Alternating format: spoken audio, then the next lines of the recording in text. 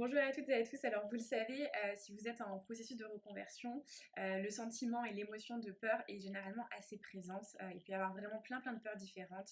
Ça va de la peur du manque, de la peur du regard de l'autre, de la peur de sauter dans le vide, de se dire voilà qu'est-ce qui va arriver pour la suite. Il peut y avoir beaucoup d'anxiété, d'appréhension. Et donc en fait il y a plein de façons de traiter la peur, de s'en occuper. Et une des manières justement que moi j'utilise, ce sont les fleurs de bac, puisque c'est mon métier premier. Je suis conseillère agréée en fleurs de bac. Et donc c'est ce dont on va parler aujourd'hui. Je vais vous présenter 3 fleurs qui devraient pouvoir vous aider dans votre processus de reconversion.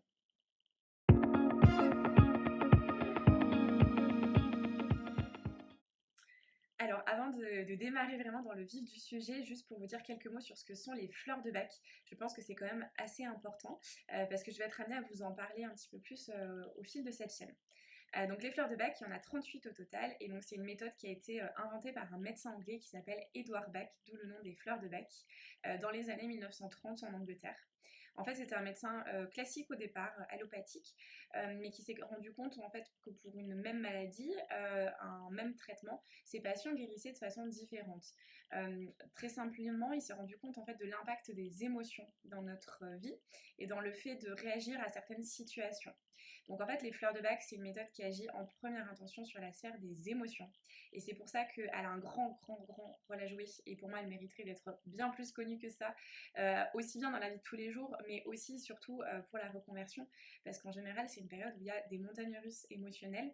Donc en fait, le fait de se dire qu'on peut avoir un vrai soutien, un vrai apport, en plus qui est 100% naturel, qui n'a pas de contre-indication, si ce n'est les personnes qui sont en sevrage d'alcool ou qui seraient allergiques à l'alcool, puisque la plupart des élixirs floraux en contiennent. Voilà, mais hormis ça, en fait, c'est une méthode qui est super sécure et qui peut vraiment vous aider. Personnellement, moi, quand je me suis reconvertie donc pour être conseillère agréée en fleurs de bac et ensuite faire de l'accompagnement à la reconversion professionnelle, c'est, je pense, la méthode numéro 1 qui m'a aidée. J'ai aussi fait du coaching, j'ai aussi fait de l'accompagnement individuel, mais on va dire en support de la vie de tous les jours. Voilà, les fleurs de bac, ça a été vraiment mes héros du quotidien, et je vous encourage vraiment à découvrir si ça vous parle et si voilà, vous avez une sensibilité un petit peu à la santé naturelle et que vous dites effectivement là, je suis dans une période émotionnelle intense, donc de toute façon, autant tester quelque chose. Voilà. Les fleurs de bac, ça ressemble à quoi? En fait, c'est des petits flacons. Donc là, c'est des flacons de la marque Ladrom Laboratoire, puisque je suis ambassadrice de cette marque, on travaille ensemble. Donc là, vous avez l'hélianthème que je vais vous présenter. Donc vous voyez, c'est un petit flacon comme ça, et en fait, ça se prend sous forme de gouttes. Donc c'est des gouttes que vous pouvez mettre directement pures en bouche, ou que vous pouvez prendre dans un petit verre d'eau, éventuellement dans un thé. Et en fait, le mode d'emploi en général qui est conseillé, c'est au moins 2 gouttes de chaque fleur 4 fois par jour. Il y a cette idée de répétition, où plus vous allez répéter la prise, mieux ce sera, et plus ça va marcher vite et bien. Voilà, je rentre volontairement pas trop dans les détails, je veux pas trop que ça soit trop compliqué pour vous à comprendre, mais en tout cas, prenez, voilà, si ça vous intéresse, vous pouvez vous renseigner. Il y a plusieurs posts que j'ai fait sur les réseaux sociaux sur les fleurs de bac. Sur mon site internet, vous avez de la documentation aussi, donc voilà, je vous invite à élargir un petit peu plus si ça vous parle, et j'aurai l'occasion de vous en reparler dans de prochaines vidéos.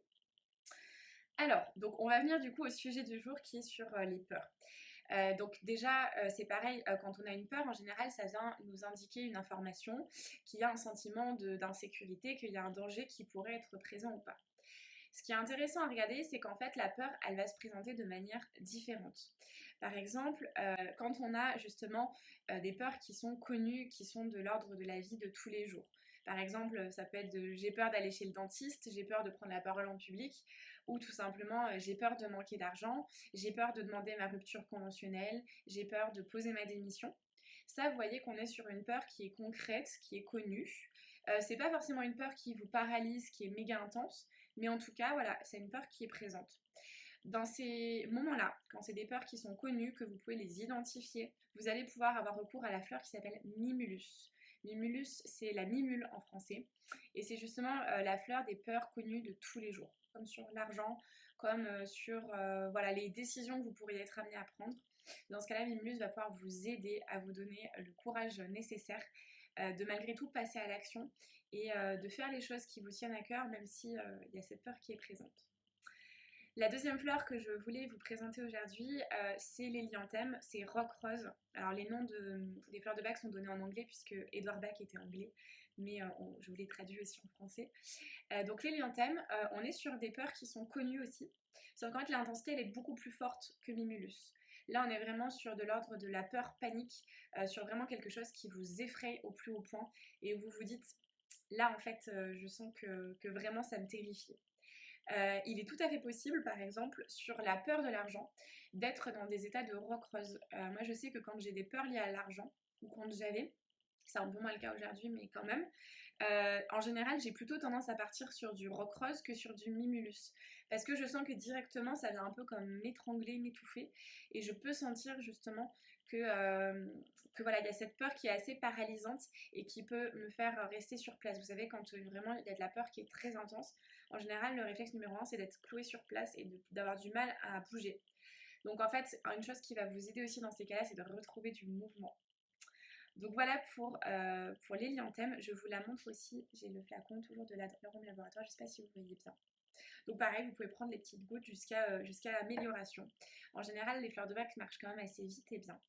Et il y a une dernière fleur dont je voulais vous parler sur la famille des peurs, qui va plutôt être quand on a des peurs de l'ordre de, entre guillemets, l'irrationnel, que vous êtes moins capable de nommer, qui vont plus être de l'ordre d'une inquiétude, d'une ambiance, d'un sentiment de vous dire là j'ai peur, je sais pas exactement de quoi j'ai peur, mais j'ai cette inquiétude qui est apparente, j'ai ce sentiment d'anxiété, de ne pas être en sécurité. Et peut-être dans ma reconversion, si je vais être amenée à faire des choix, ça va vraiment m'insécuriser. Et là, quand je pense à ma vie professionnelle future, ça vient créer un petit blocage intérieur, un sentiment d'anxiété sur ce que pourrait être mon avenir et sur comment les choses vont se passer. Donc en fait, quand on a du mal comme ça à identifier ce dont on a peur, que c'est voilà, de l'ordre d'une ambiance, d'un sentiment d'incertitude, d'anxiété, de voilà, tout ça qui va se mélanger un petit peu, c'est plutôt la fleur qui s'appelle Aspen qui va pouvoir vous aider. Aspen, c'est le tremble en français, donc il y a vraiment l'image d'un arbre qui tremble, sans savoir exactement expliquer et dire pourquoi. C'est plus de l'ordre voilà, d'un sentiment d'insécurité qui va être présent. Donc en pareil cas, vous pouvez la tester.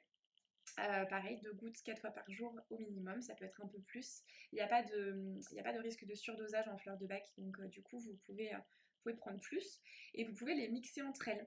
Parce que vous pouvez très bien être par exemple dans un état de mimulus, tout en étant dans un état de aspen en même temps.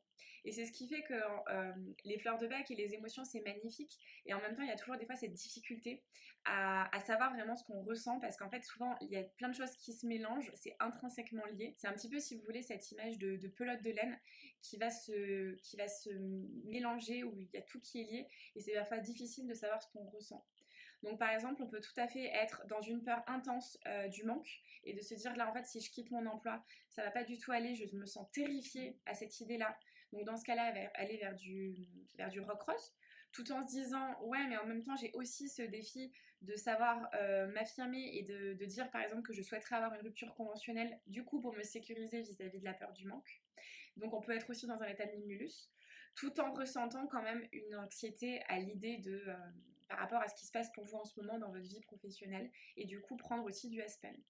Donc si ça vous parle, vous pouvez aussi prendre les trois ensemble, vous pouvez vous faire un petit mélange, un petit flacon personnalisé, et dans ce cas-là, le mélange, ça sera plutôt 4 gouttes 4 fois par jour puisqu'on prend plus de fleurs.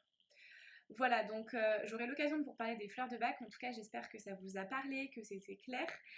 N'hésitez pas à me dire en commentaire ce que vous en avez pensé, s'il y a une de ces trois fleurs qui vous parle et que vous dites je fonce l'acheter. Et puis on se retrouve dans une prochaine vidéo. En attendant, si vous voulez avoir plus d'informations sur les fleurs de bac et la reconversion, je vous invite à vous abonner également. Voilà, je vous souhaite une très belle journée et je vous dis à très vite.